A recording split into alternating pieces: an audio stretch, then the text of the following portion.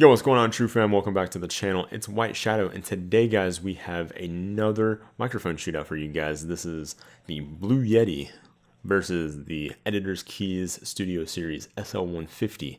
They're both USB condenser microphones, but only one can win, and I'm going to leave it up to you guys. So let's jump into it.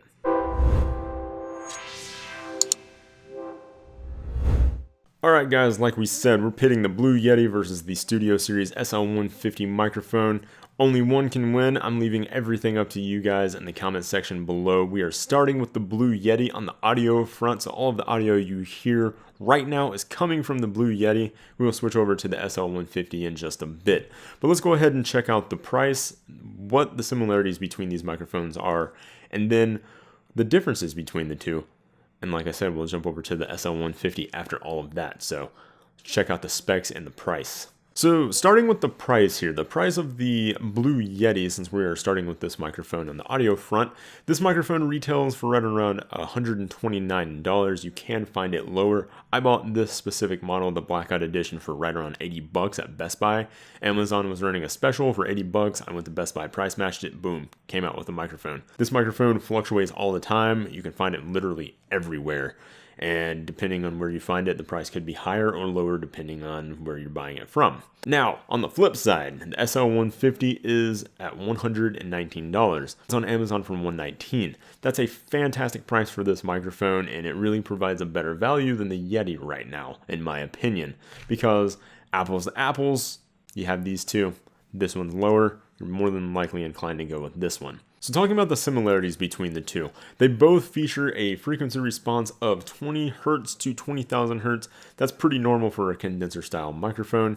They are both fantastically built. I mean, the build quality of these things is fantastic. Both are die-cast aluminum. They're going to last you a long time. Blue is no slouch at building a microphone, just like Editors Keys is no slouch at building hardware. They build a lot of different things very well. Their microphones are top-tier premium quality. Both of these are definitely worth your look and your money, depending on which one you go with. Both of these are also plug and play, so no matter if you're on Mac, if you're on Windows, if you guys, whatever you guys are using it for, you plug these bad boys in. They don't require a driver download. They don't require any extra software or anything like that. You plug them in, you go, you open your broadcasting software or whatever you're recording with. I use Audacity for a lot of my stuff, and it immediately reads. You just set the settings in Windows, and boom, you're ready to record right away. No finagling with like extra drivers from their websites or anything like that. It's just plug and play, ready to go, easy peasy. Perfect for new streamers. Definitely perfect for new streamers. I recommend both of these microphones to new streamers everywhere. Now, that's about where the similarities end. The Yeti over here, if you guys can see this, it has a lot of different knobs. The SL150 doesn't. So starting with the front of the Yeti, Yeti has a mute knob. It's got a volume rocker. I mean, you guys know this if you own one. You know this if you have seen the review video that I did of the Yeti. It's also got a selector switch on the back for 4 different polar patterns. It does stereo, omnidirectional, bidirectional, and it even does cardioid polar pattern, which is what we're using to talk into the front of the mic here. Both of these are front address microphones because they're condenser styles. Now, the Yeti does change that up depending on what kind of polar pattern you are using. I said this thing has a volume rocker on the front of it. The volume rocker is for the zero latency headphone monitoring, which the Yeti also features. This microphone does not. Most of the settings and most of the stuff that you have to do with the SL150 has to be done through your operating system.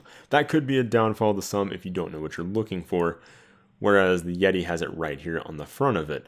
Now, another similarity between the two is you do have to set the mic level inside your operating system, because even though this has a volume knob on the front, that's only for your headphones.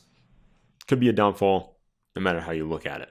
A difference from the Yeti that the SL150 has really going for it is the capsule size. The capsule size of this thing is 34 millimeters. It's a gold diaphragm versus the Yeti has 3 14 millimeter diaphragms inside of here.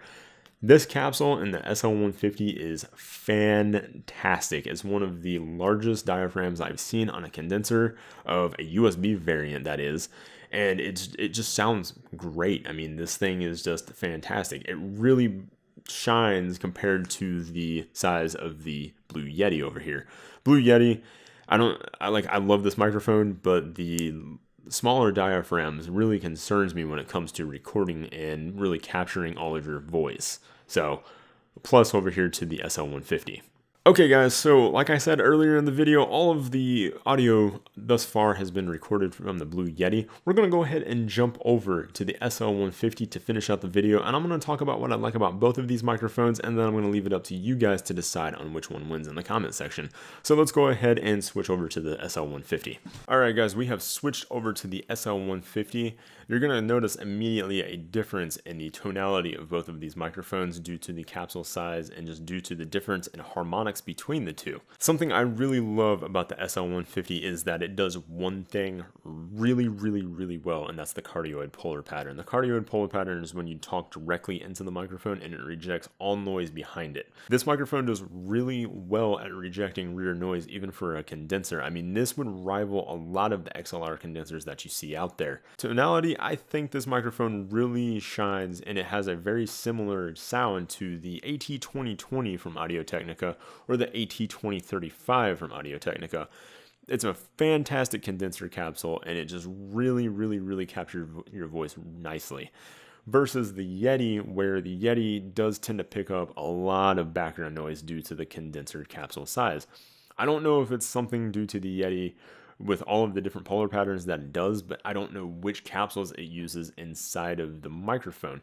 It could really be that these don't reject a lot of noise, or it could be that even if you have it on the cardioid polar pattern, it's still picking up some of the background noise, more like a super cardioid, if you will. There's something about the Yeti that still picks up a lot of noise.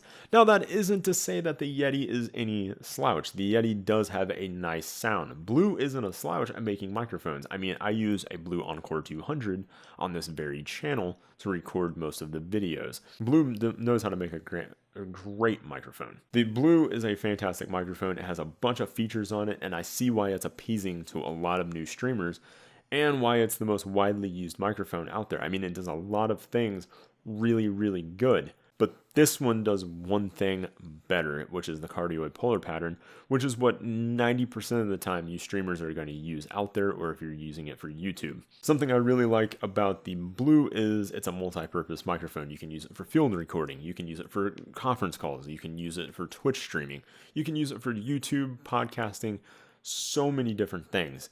If you need a one-stop shop for a microphone that does everything really well, Blue's going to be the one to go with. It doesn't come with a shock mount. It doesn't come with all of the necessities that you need for a professional recording session, which is what this one comes with. This is a more professional style microphone. This is more of a multi-purpose microphone. Not really the king of anything, it's kind of the jack of all trades, whereas this is the king of the cardioid polar pattern. I'm going to leave it up to you guys to see which one you like better. The sound is up to you.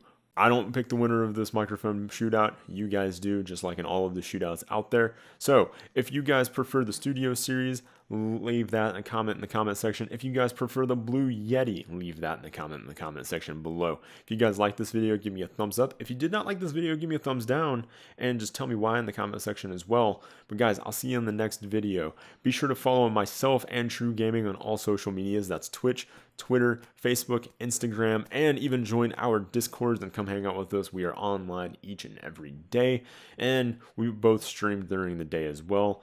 TRUgaming is an awesome sponsor of mine, and I also do these awesome videos for them, so definitely check them out on social media. They are awesome people, and I've known them for a very long time. But I got to jump out of here, guys, because I got plenty more review videos and shootouts like this coming. I'm probably going to take the SL150 and put it against the $47 Fi-Find to see which one you guys prefer. So, see you in the next video. Whiteshadow out.